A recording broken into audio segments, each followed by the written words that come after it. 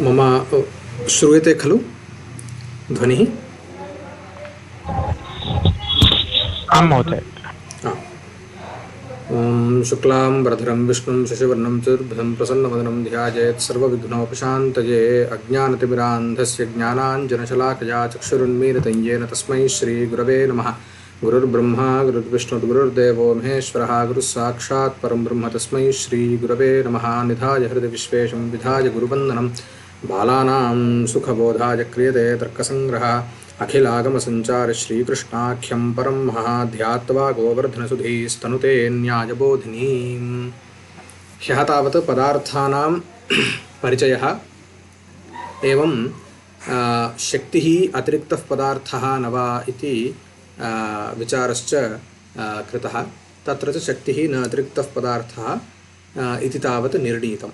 इदानीं तदुत्तरं भवति द्रव्याणां परिचयः एवं तमः नाम अतिरिक्तं द्रव्यं न वा इति विचारश्च। तत्र आदौ तर्कसङ्ग्रहवाक्यं भवति तत्र द्रव्याणि पृथिव्यप्तेजो वायुवाकाशकालदिगात्ममनांसि नवैव इति। तत्र द्रव्याणि, तत्र नाम पदार्थेषु अन्तर्भूतं यद्द्रव्यं नाम पदार्थाः नाम के इत्युक्तौ पूर्वम् उक्तं द्रव्यगुणकर्म सामान्य विशेष समवाया भावाः सप्तपदार्थाः इति तावत् पूर्वमुक्तं। तादृशपदार्थेषु प्रथमः तावत् भवति पदार्थः द्रव्यमिति। अतः तत्र प्रथमप्राप्तस्य द्रव्यस्य तावत् द्रव्यस्य विभागः नाम कति द्रव्याणि इति निरूप्यते। तत्र पृथिव्यप्तेजो वायुवाकाशकालदिगात्मवनांसि नवैव। पृथिवी, आपः, तेजः, वायुः, आकाशः, कालः, दिक्, आत्मा, मनः एतानि नवद्रव्याणि इति कथ्यन्ते। तत्र पञ्चभूतानि तावत् प्रसिद्धानि पृथिव्यप्तेजो वायुवाकाशरूपाणि। कालः, दिक् इदमपि तावत् प्रसिद्धं। कालः नाम टैम् इति, दिक् नाम डैरेक्षन् इति।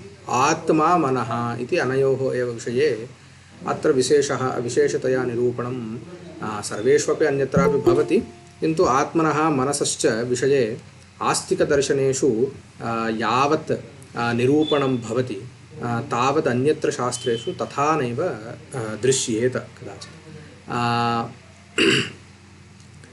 तथा च एतेषां लक्षणानि इत्यादि विषये तावत् अग्रे भवति। तत्र आदौ तावत् यथा वा पूर्वं पदार्थविषये संशयः अथवा विप्रतिपत्तिः आसीत् तद्वदेव द्रव्यविषये अपि भवति। नाम पदार्थाः सप्तैव किमर्थम्, अष्टमः अतिरिक्तः पदार्थः सम्भवति खलु इत्यादिरीत्या यः प्रश्नः आसीत् यादृशः, तादृश एव प्रश्नः अत्रापि पुनः भविष्यति। यत् नवैव द्रव्याणि किमर्थं, दशमपि द्रव्यं किमपि भवितुमर्हति खलु इति शङ्का तु भवति। अत्र तदेव उच्यते न्यायबोधिन्यां भवति पङ्क्तिः एवं नन्वन्धकारस्य दशमद्रव्यस्य सत्त्वात् कथं न वैवेति इति। तत्र अन्धकारः नाम तमः अन्धकारः इति अनर्थान्तरं नाम पर्यायपदमेव। तथा च तमः नाम अतिरिक्तं द्रव्यं दृश्यते लोके, तर्हि तस्य अतिरिक्तस्य द्रव्यस्य सत्त्वात् नाम अतिरिक्तस्य इत्यस्य कः अर्थः, नवद्रव्येषु अनन्तर्भूतः नाम नवद्रव्येषु तस्य गणना अथवा अन्तर्भावः वा न सम्भवति। किमर्थम् इति अग्रे उच्यते।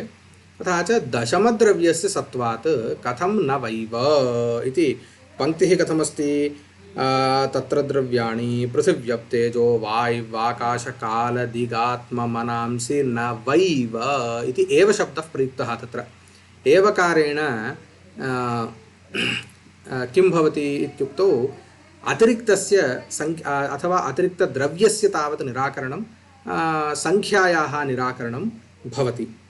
एवञ्च दशमद्रव्यस्य तमोरूपस्य सत्त्वात् कथं नवैव द्रव्याणि इति मूले उच्यते इति शङ्का। तथा हि अत्रापि पुनः तथा हि इति दशमद्रव्यं कथं भवति इति पूर्वपक्षिणा अत्र निरूप्यते। आदौ द्रव्यं नाम किम् इति ज्ञातव्यम्। अस्य निरूपणात् प्राक् द्रव्यं नाम किम् इति ज्ञातव्यम्। द्रव्यं नाम नैयायिकानां मते क्रियायाः गुणस्य च आश्रयः द्रव्यम् इत्युच्यते। गुणाः नाम अग्रे उच्यन्ते रूपरसगन्धस्पर्श इत्यादिना गुणाः उच्यन्ते। अनन्तरम् उत्क्षेपणापक्षेपणाकुञ्चन इत्यादिना तावत् कर्माणि उच्यन्ते। गुणः कर्म च यदाश्रित्य तिष्ठति तत् द्रव्यं। तथा च गुणाश्रयत्वं क्रियाश्रयत्वं वा द्रव्यस्य लक्षणं भवति। गुणः स्वातन्त्र्येण नैव क्वचित् तिष्ठति कर्म वा किञ्चिदाश्रित्यैव तिष्ठति। गुणः तत्र उदाहरणतया रूपं स्वीकुर्मः। रूपं नाम कलर्। तच्च कलर् इति पृथक् द्रव्यम् अनाश्रित्य नैव तिष्ठति। एवं क्रिया नाम आक्षन् इदमपि द्रव्यम् अनाश्रित्य नैव तिष्ठति। अतः किञ्चित् कश्चन आश्रयः अपेक्षते, तस्य आश्रयस्यैव नाम द्रव्यम् इति। एवञ्च यत्किञ्चिदपि द्रव्यं भवति इति वक्तव्यं चेत् तत्र आदौ गुणः कश्चिदस्ति वा अथवा क्रिया वा सम्भवति वा इति विचारणीयम्।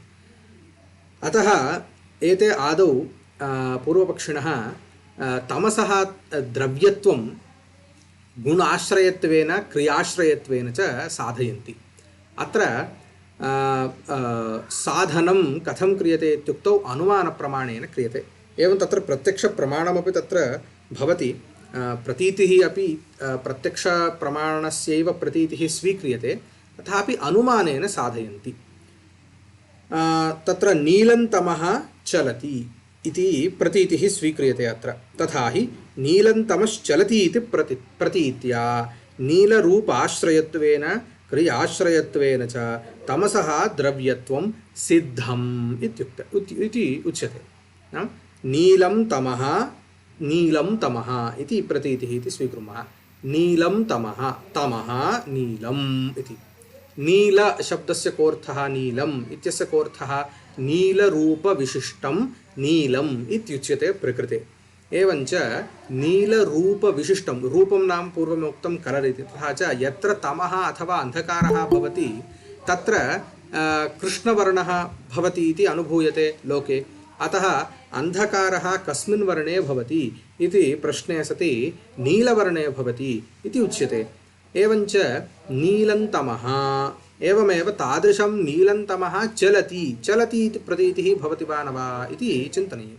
चलति नाम शैडो इति यदा उच्यते छाया, तद् यदा वयं सरामः अग्रे अथवा अस्माकं यदि चलनं भवति तर्हि अस्मदाधारीकृत्य तत् सा छायापि तावत् चलति इति कृत्वा छायायाः चलनं तावत् दृश्यते। एवञ्च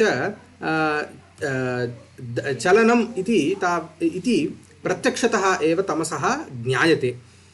एवञ्च क्रियाश्रयत्वं नाम चलनात्मक क्रियाश्रयत्वमपि तमसः लोकप्रसिद्धमस्ति। एवञ्च गुणाश्रयत्वेन क्रियाश्रयत्वेन च किं ज्ञायते तमसः इत्युक्तौ तमसः द्रव्यत्वं ज्ञायते इति। अत्र तथा च किं पूर्वं मया उक्तम् इत्युक्तौ यत्र यत्र गुणः क्रिया वा तत्र तत्र द्रव्यत्वम् इति स्वीकुर्मः व्याप्तम्। एवञ्च तमः द्रव्यं नीलरूपवत्वात्, तमः द्रव्यं क्रियाश्रयत्वात् इति अत्र अनुमानप्रयोगो भवति। यथा घटवत् इति तत्र दृष्टान्ततया स्वीकर्तुं शक्यते। घटे अपि रूपम् अस्ति, घटे अपि क्रिया अस्ति। एवं अथवा मनुष्यवत् इत्यपि स्वीकर्तुं शक्यते। अस्मास्वपि रूपं कलर् अस्ति, क्रिया च अस्ति इति कृत्वा अस्माकमपि द्रव्यत्वं सिद्ध्यति तेनैव। एवञ्च तद्वदेव तमः अपि द्रव्यं भवति। तथा च तमसि द्रव्यत्वं सिद्धम् इत्यनेन अत्र किम् अभिप्रेतम् इत्युक्तौ सिद्धिः नाम अनुमितिः, सिद्धम् अनुमितिविषयः। तथा च अनुमानप्रमाणेन तमसः अत्र द्रव्यत्वं सिद्ध्यति इति पूर्वपक्षिभिः उपस्थाप्यते। न तावता इदानीं तावता नैव तिष्ठन्ति ते इतोपि किञ्चित् अग्रे पुनः दृढतया तेषां पक्षम् उपस्थापयन्ति। एतावता किं जातम् इत्युक्तौ तमसः द्रव्यत्वं नीलरूपाश्रयत्वेन क्रियाश्रयत्वेन च साधितम्।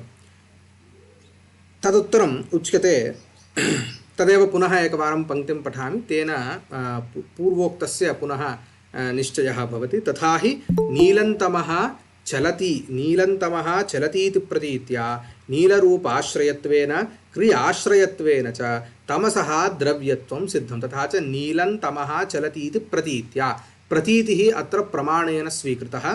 तादृशप्रतीत्या किं साधयन्ति इत्युक्तौ नीलरूपाश्रयत्वेन क्रियाश्रयत्वेन।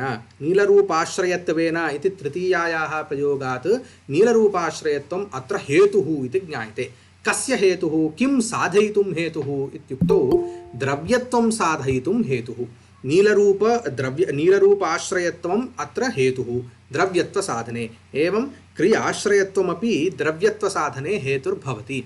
एवञ्च हेतुर्भवति इत्युक्तौ अनुमानप्रयोगः कथं भवति इति चिन्तनीयं। यथा पर्वतो वह्निमान् धूमात् इत्युच्यते, धूमरूपहेतुना पर्वते वह्निः साध्यते।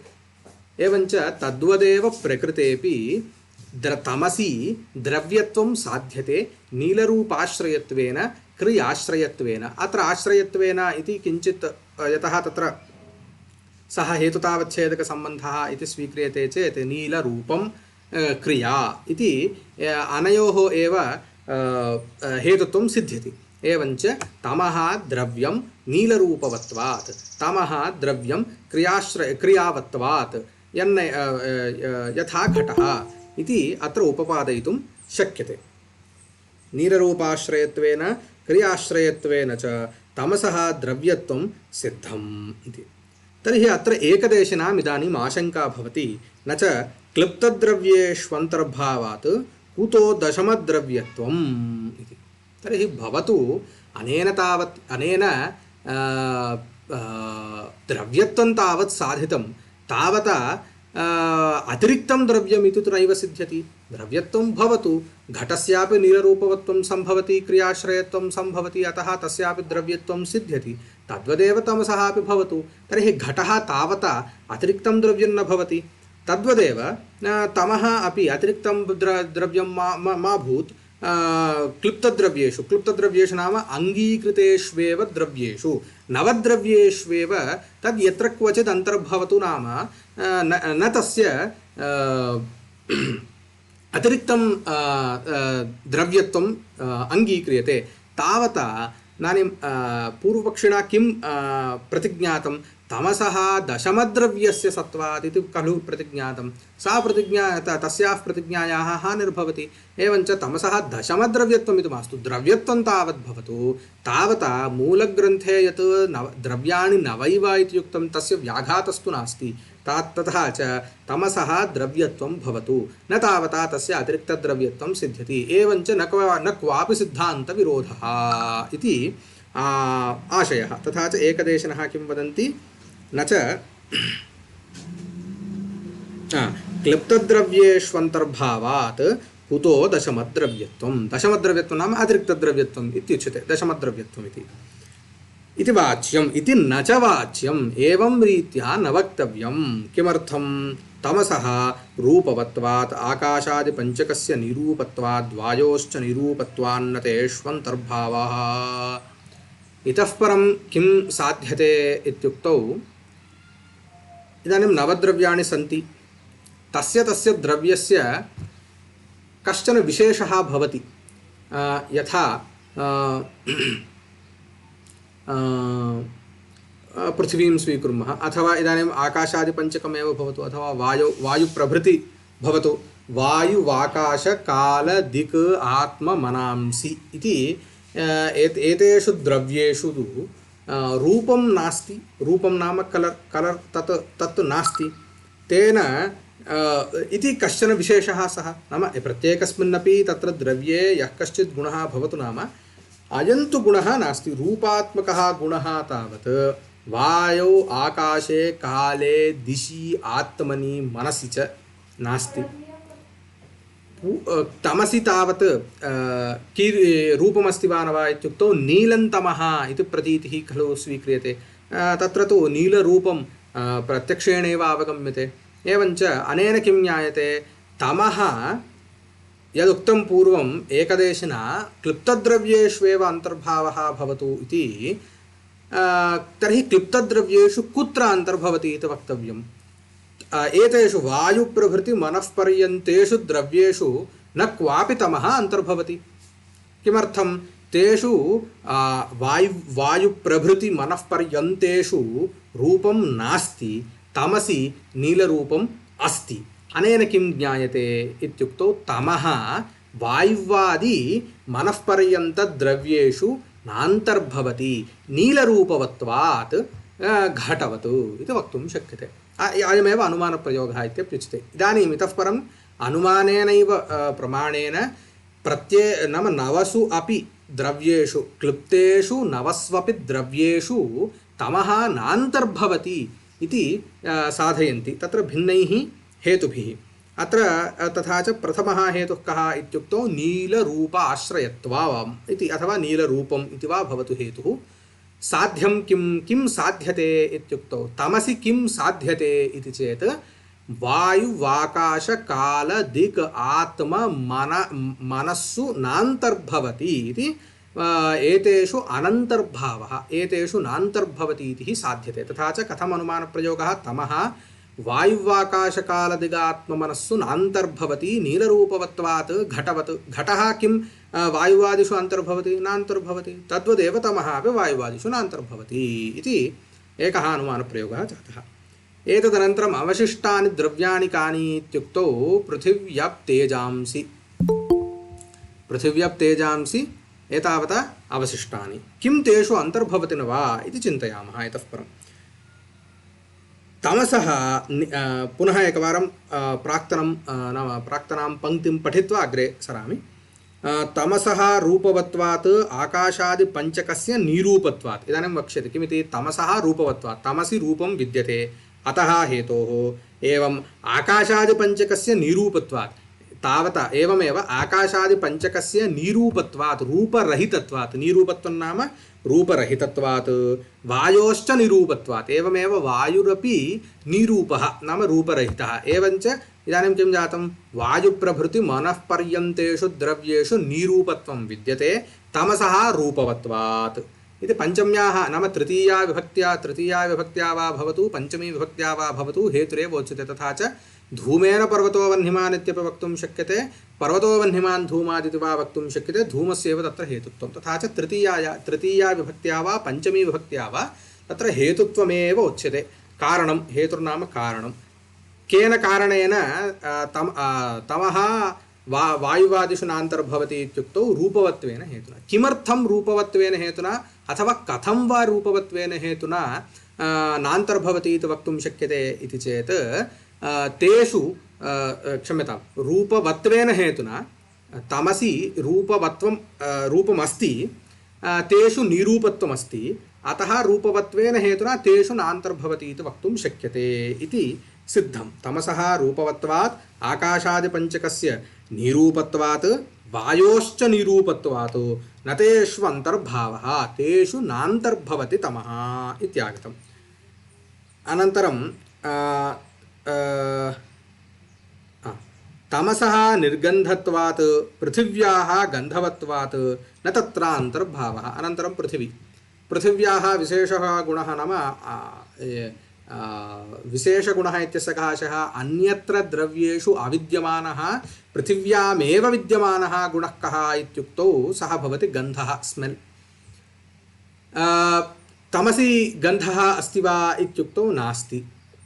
अतः यत्र यत्र गन्धः तत्र पृथिवीत्वम् इति वक्तुं शक्यते। तमसि तावत् गन्धवत्वं नास्ति, अतः तमः पृथिव्यां नान्तर्भवति गन्धरहितत्वात् जलादिवत् इति वक्तुं शक्यते। जलं पृथिवी न, किमर्थं, जले गन्धः नास्ति, पृथिव्यामेव गन्धः, अतः गन्धरहितत्वम् इत्ययं यः हेतुः सः पृथिव्याम् अनन्तर्भावं साधयति इत्यागतम्। पृथिव्याम् अनन्तर्भावं साधयति इति। तथा च तमसः निर्गन्धत्वात् गन्धरहितत्वात् पृथिव्याः गन्धवत्वात् न तत्रान्तर्भावः, तत्र नैव अन्तर्भवति इत्यागतम्। न तत्रान्तर्भावः। तमसः निस्पर्शत्वात् जलतेजसोः शीतोष्णस्पर्शवत्वात् न तयोः अन्तर्भावः इति। अग्रे अनन्तरम् अवशिष्टे द्रव्ये किं केते द्रव्ये इत्युक्तौ तेजसि जलतेजसि। एवञ्च जले तावत् शीतस्पर्शः विद्यते, तेजसि उष्णस्पर्शः विद्यते। अत्र तमसि तु स्पर्शः एव नास्ति। अतः तमः जलतेजसोः नान्तर्भवति स्पर्शरहितत्वात् आकाशादिवत् इति वक्तुं शक्यते।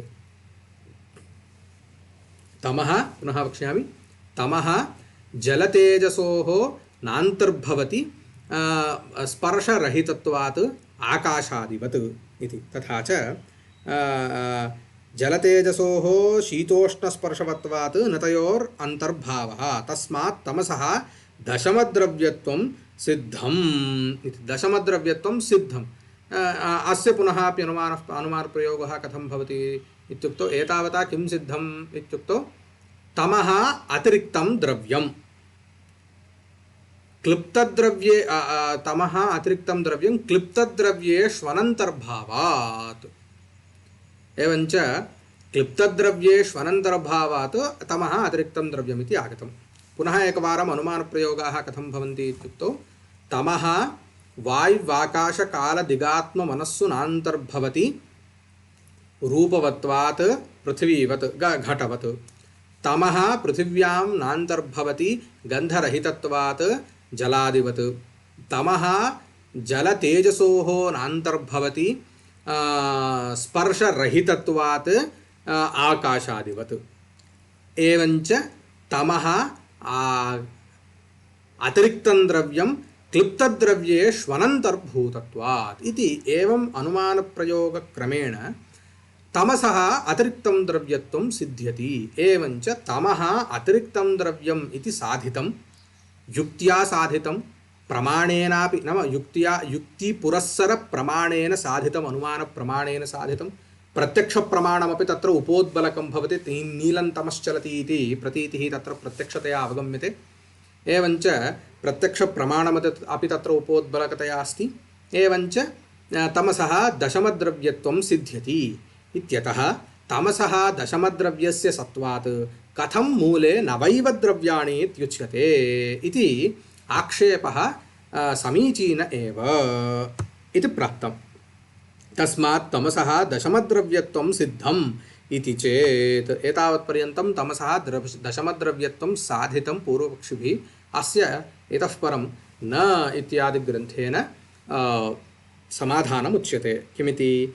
तमसः तेजोभावत्वेनैवोपपत्तौ अतिरिक्तकल्पनायां मानाभावात्।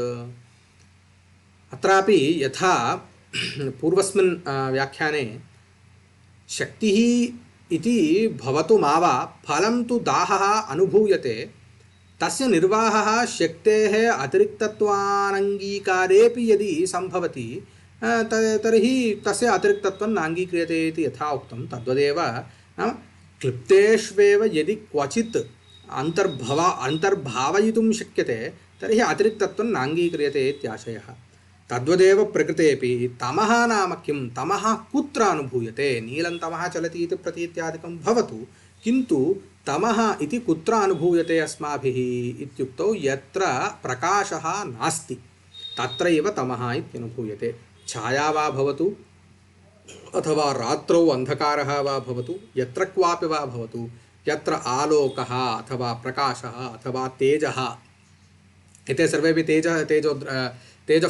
नाम तैजसपदार्थाः एव एते इति कृत्वा यत्र तैजसपदार्थः नास्ति, तैजसपदार्थः इति मास्तु प्रकाशः नास्ति, तत्र तमः अनुभूयते इति कृत्वा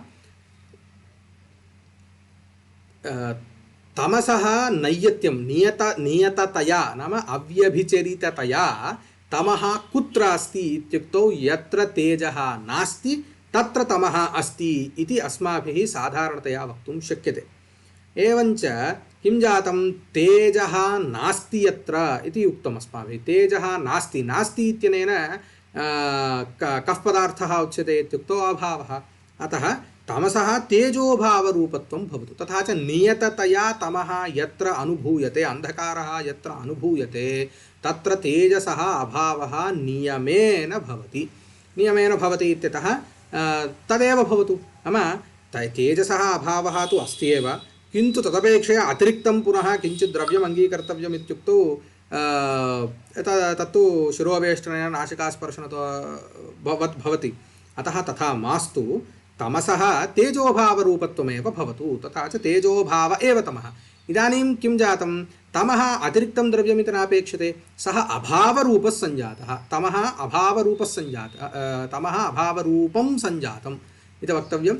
एवञ्च अभावः नाम पुनः अतिरिक्तः वा, सः पदार्थः अतिरिक्तः वा न। यद्यपि अभावः द्रव्यं नास्ति न भवति, तथापि सः तु अतिरिक्तः पदार्थस्तु न भवति। अभावः सप्तपदार्थेषु एव परिगणितः इति कृत्वा अतिरिक्तं किमपि उक्तापेक्षया अतिरिक्तं किमपि न कल्पनीयं भवति। अपेक्षा नास्ति इत्यतः तमसः अतिरिक्तद्रव्यत्वाभावेपि अयमनुभवः उपपादयितुं शक्यते इत्यतः तमः न अतिरिक्तं द्रव्यं किन्तु तेजोभावरूप एव इति उच्यते। तदेव उच्यते। किं पुनः पठामि। तमसस्तेजोभावरूपत्वेनेवोपपत्तौ अतिरिक्तत्वकल्पनायां मानाभावात् प्रमाणाभावात् इति। न च विनिगमनाविरहात् तेज एव अन्धकाराभावस्वरूपमिति वाच्यम्। तेजसः अभावरूपत्वे सर्वानुभूत उष्णस्पर्श आश्रयद्रव्यान्तरकल्पने गौरवात् तस्मात् उष्णस्पर्श भवतु। इदम् अग्रे भवतु।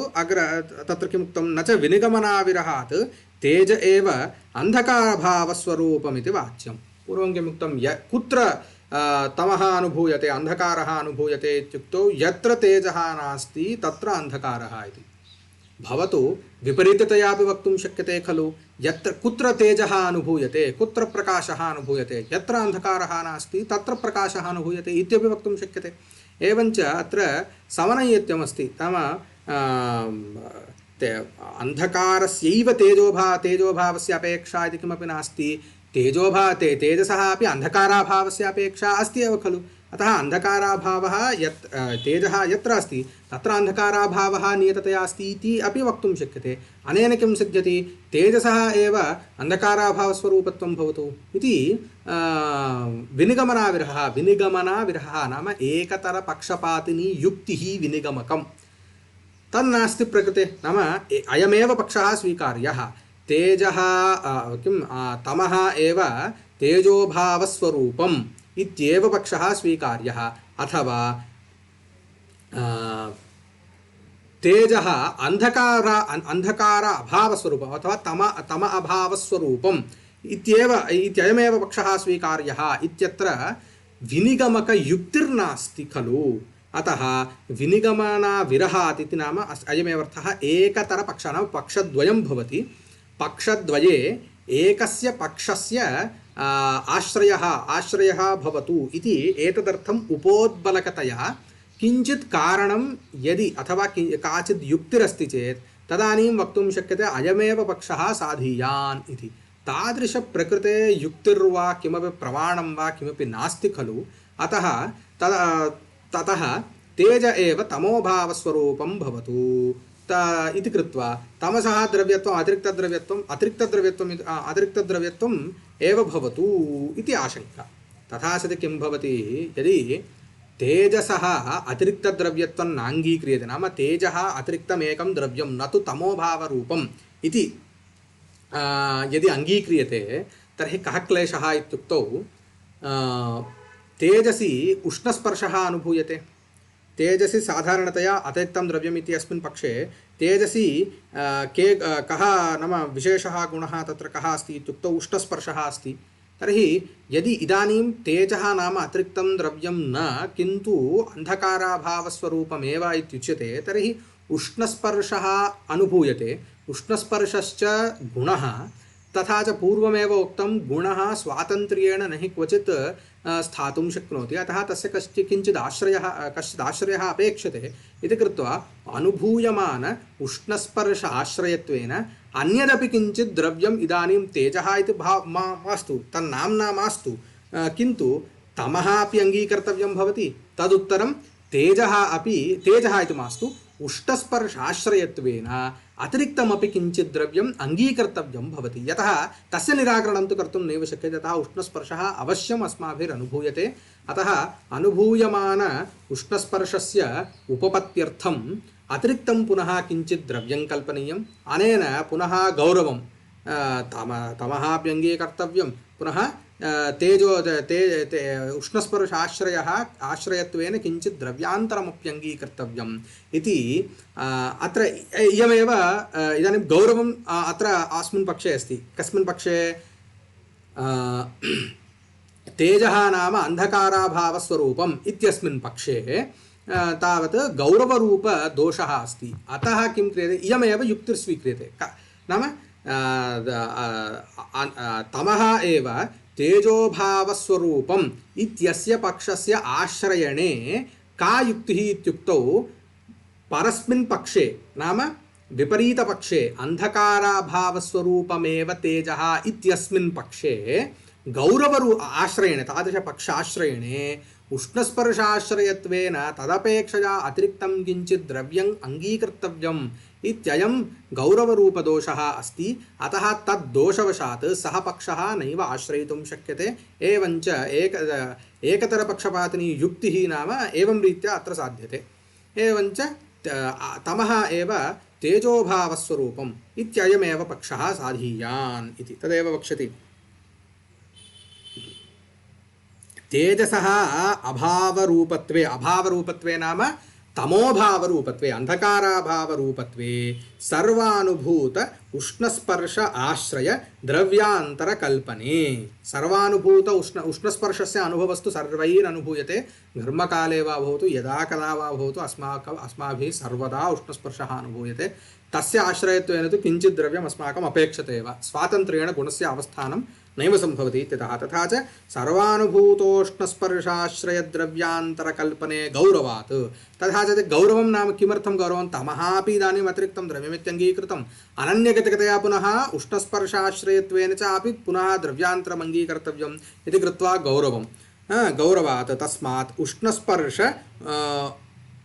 उष्णस्पर्श गुण आश्रयकतया तेजसः द्रव्यत्वं भवतु तथा च तेजः द्रव्यम् उष्णस्पर्शाश्रयत्वात् इति तेजः नाम इदानीम् अतिरिक्तं द्रव्यम् इति मास्तु उष्णस्पर्शाश्रयत्वेन अतिरिक्तद्रव्यम् इति मास्तु उष्णस्पर्शः तावत् तेजसः एव कल्प्यते किन्तु अस्यैव अभावरूपत्वम् अङ्गीक्रियते तमसः एव अभावरूपत्वं तेजोभावरूपत्वं तमसः एव अङ्गीक्रियते तर्हि पुनः अत्राप्याशङ्का अस्ति यथा वा भवद्भिः सर्वानुभूत उष्णस्पर्शाश्रयत्वेन किञ्चित् द्रव्यमपेक्षते इत्युक्तं तद्वदेव नीलन्तमः चलति इति नीलरूपाश्रयत्वेन चलनात्मकक्रियाश्रयत्वेनापि पुनः अस्यापि द्रव्यत्वम् अङ्गीकर्तव्यं तथा च समानं तत्र योगक्षेमः नाम बलं तावत् समानं सञ्जातम् इदानीं यथा वा उष्णस्पर्शः अनुभूयते सर्वैः तद्वदेव नाम उष्णस्पर्शः तेजसि अनुभूयते इति स्वीक्रियतां तथापि अंधकारे नीलरूपमस्ति एवं क्रियाश्रयत्वमस्ति इति कृत्वा अत्रापि पुनः प्रतीतिः तु उपपादनीया खलु इति कृत्वा एतदर्थमपि तथा च पूर्वं पुनः अपि प्रथम किम् अनुमानप्रयोगः एव किं रूपाश्रयत्वेन क्रियाश्रयत्वेन अपि अस्य द्रव्यत्वं नीलरूपाश्रयत्वेन क्रियाश्रयत्वेन अपि अस्य द्रव्यत्वमेव खलु सिद्ध्यति इत्येव पुनः अवतिष्ठते खलु इति उच्यते तमसि इति चेत् तथा न तमसि नीलप्रतीतिस्तु भ्रान्तिरेव नीलरूपम् इति तत्र किमपि वस्तुगत्या नास्ति यदा तेजसः रूपम् आच्छादितं भवति तदा अवशिष्टं यत् तदेव नीलरूपवत्वेन वस्तुगत्या तत्र अनुभूयते किन्तु नीलरूपाश्रयं द्रव्यं तत्र किमपि नास्ति तेजसः अभावे तावत् नीलरूपम् अनुभूयते तच्च नीलरूपं न हि द्रव्ये विद्यमानं नीलरूपम् एवमेव तर्हि क्रिया तु अस्ति एवं वयं गच्छामः चेत् तत्र छाया अनुसरति अथवा अन्धकारे दीपं नयामश्चेदपि तत्र छाया अन्धकारः तत्र अनुसरति इति भवति खलु अनुभवः इति कृत्वा अस्ति खलु चलनात्मकक्रियायाः आश्रयत्वमपि तत्र अनुभूयते खलु इति चेत् क्रियावत्ता प्रतीतिरपि क्रिया एव तत्र भानात् क्रियायाः एव तत्र भानात् इति नाम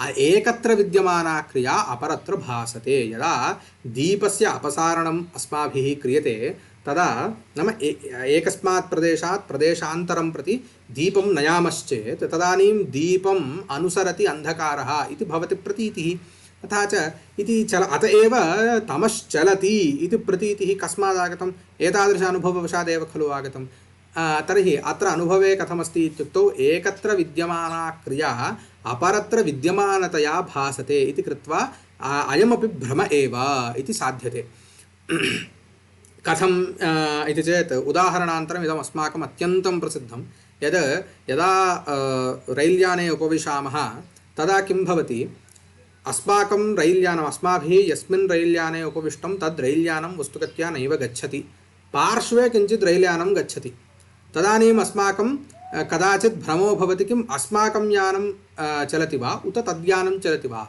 इति कदाचित् अस्माकं भ्रमः भवति यद् अस्माकमेव यानं चलति इति वस्तुगत्या चलनं कुत्र अस्ति एवमेव यदा याने गच्छामः तदा सूर्यः वा चन्द्रः वा अस्माभिः सह आगच्छति इति अस्माभिः सह आगच्छति इति अनुभूयते भ्रमः इति न एतादृश अनुभवः अस्ति इति कृत्वा सः गच्छति इत्युक्तौ वस्तुगत्या सूर्यः यत्र अस्ति वस्तुगत्या तत्रैव तिष्ठति वयं गच्छामः इति कृत्वा अस्मासु नाम प्रतीतिद्वयमस्ति एकत्र प्रथमप्रतीतौ कथमस्ति इत्युक्तौ अनुभवे अस्माकं यानं न गच्छति तथा च क्रिया अस्माकं याने नास्ति पार्श्वस्थयाने अस्ति तथा च अन्यत्र विद्यमाना क्रिया अन्यत्र भासते अन्यत्र पार्श्वे याने विद्यमाना क्रिया अस्मासु भासते एवं द्वितीय अनुभवे कथमस्ति इत्युक्तौ अस्माकं याने अथवा अस्मासु विद्यमाना क्रिया अन्यत्र सूर्ये वा चन्द्रे वा भासते इति कृत्वा अयम् आरोपः इत्युच्यते एवञ्च किं जातम् इत्युक्तौ प्रतीतिरस्तीत्यतः न हि सर्वत्र तद् यथावत् स्वीकर्तव्यं यथा वा इदानीं कस्यचित् पीतिमद्रव्यं नाम जाण्डीस् इत्युच्यते खलु सः रोगः भवति चेत् किं भवति तस्य सर्वमपि द्रव्यं तस्य पीत वर्णेनैव दृश्यते तावता अथवा शङ्खः पीतशङ्खः इति नाम शङ्खस्य दर्शने सत्यपि यस्य सः दोषः भवति पित्तदोषः इत्युच्यते तद्वशात् तस्य पीतिमवर्णे एव तस्य शङ्खस्य अनुभवः भवति पीतशङ्खः इत्येव तस्य अनुभवो भवति तावता शङ्खः पीतिमः वा पीतवर्णे भवति वा न शङ्खः पाण्डुरः नाम शङ्खः श्वेतवर्णे एव विद्यते तथापि कस्यचित् दोषवशात् तत्र एवं भाति एवञ्च अन्यतो गत्वा अत्र किं वक्तव्यम् इत्युक्तौ सर्वापि प्रतीतिः यथावत् नाम यथा प्रतीतिरस्माभिरनुभूयते सा प्रतीतिः यथा अनुभूयते तस्य सर्वस्यापि प्रामाण्यं नैव अङ्गीकर्तव्यं किन्तु तस्य प्रामाण्यं परीक्षणीयं परीक्ष्यैव तस्य इयं नाम प्रतीतिः प्रमात्मिका वा उत भ्रमात्मिका वा इति तत्र विचारः कार्यः एवञ्च नीलन्तमः चलति इत्यस्यामपि प्रतीतौ किमस्ति इत्युक्तौ तत्रापि भ्रमः एव न तु वस्तुगत्या तत्र रूपं वा क्रिया वा अस्ति एवञ्च किं जातम् इदानीं मूले कुठारः नाम आदौ द्रव्यत्वं संसाध्य तदुत्तरं क्लुप्तद्रव्येष्वनन्तर्भावः इति अनन्तर्भूतत्वं साधितम् इदानीं प्रथम नाम तस्य यत् प्रास्ताविकपङ्क्तिरेव यद् अस्ति तस्यैव इदानीं हानिः सञ्जाता यदि तावत् तमसः द्रव्यत्वं सिद्ध्यति खलु तर्हि क्लुप्तेष्वन्तर्भवति वा न वा इति विचारः इदानीं किं जातम् इत्युक्तौ तमः द्रव्यमेव न याभ्यां हेतुभ्यां नीलरूपाश्रयत्व क्रियाश्रयत्वरूपहेतुभ्यां भवता यद्द्रव्यत्वं साधितं तत्र नीलरूपाश्रयत्वं वा क्रियाश्रयत्वं वा तत्र तमसि नास्ति स्वरूपासिद्धिरित्युच्यते। स्वरूपासिद्धिर्नाम यदा पक्षे हेतुर्न भवति तदा स्वरूपासिद्धिरिति दोषः। अयं हेत्वाभासः। इदानीं तस्य विषये बहुधा चिन्ता मास्तु। तथापि अनुमानप्रयोगेण खलु भवता साधितं, नाम प्रत्यक्षप्रतीत्युपोद्बलक अनुमानेन खलु भवता साधितम्। इदानीम् अनुमाने अन्तर्भूतं मुख्यं यः हेतुः भवति मुख्यतया सः हेतुरेव इदानीं पक्षे तमसि नास्ति इत्यतः तेन हेतुना तस्य द्रव्यत्वं नैव सिद्ध्यति। हेत्वन्तरं तु भवतां सकाशे नास्ति। अनन्तरं मया इत्यनेन सिद्धान्तिना यद् उपपादितं तेजोभावरूपत्वं तमसः, तस्य निराकरणार्थमपि अन्या युक्तिः नास्ति इत्यतः तमसः द्रव्यत्वम् एव न सिद्ध्यति, अतिरिक्तं द्रव्यत्वं तु सुतरां न सिद्ध्यति। एवञ्च तमः अभावरूपपदार्थे एव अन्तर्भवति इति एतावता सिद्धम्। अतः युक्तमेव मूले यदुक्तं नवैव द्रव्याणि इति यदुक्तं मूले तद् युक्तम् इति सिद्धं भवति। तर्हि अत्र प्रायः यदि केचन संशयाः सन्ति चेत् पृच्छन्तु।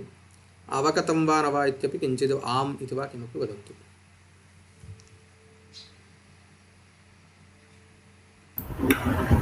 अवगतमाचार्य।